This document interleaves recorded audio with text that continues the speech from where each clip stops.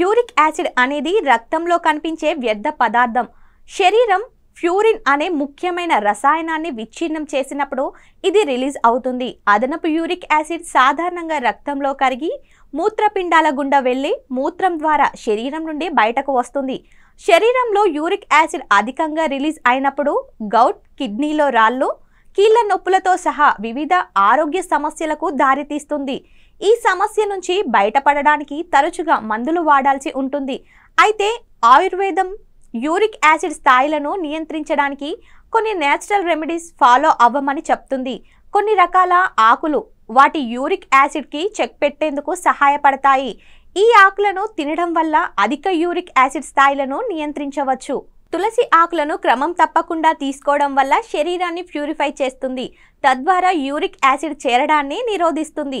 వేప ఆకులు శక్తివంతమైన డీటాక్సిఫైయింగ్ లక్షణాలను కలిగి ఉంటాయి, రక్త శుద్ధీకరణకు ఉపయోగపడతాయి. అదనపు యూరిక్ యాసిడ్ సహా ఇతర వ్యర్థాలను శరీరం నుంచి తొలగించడంలో ఇవి సహాయపడతాయి. వీటిలో యాంటీ ఆక్సిడెంట్లు ఎక్కువగా ఉంటాయి. ఇది అధిక యూరిక్ యాసిడ్ స్థాయిలతో సంబంధం ఉన్న లక్షణాలను ఉపశమనం చేస్తుంది. తిప్పతీగ ఆయుర్వేదంలో ఒక ప్రసిద్ధ మూలిక. ఇది రోగనిరోధక శక్తిని పెంచే లక్షణాలను కలిగి ఉంది. యూరిక్ యాసిడ్ స్థాయిలను సమతుల్యం సహాయపడుతుంది.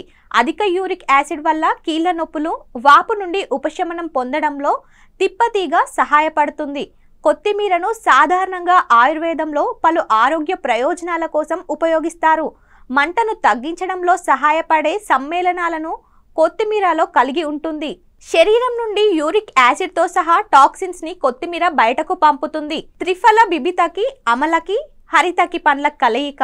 ఇది అధిక యూరిక్ యాసిడ్ ని తగ్గించడంలో సహాయపడే యాంటీ ఇన్ఫ్లమేటరీ లక్షణాలను కలిగి ఉంది. ఇది గౌట్తో సంబంధం ఉన్న వాపును తగ్గించడంలో సహాయపడుతుంది.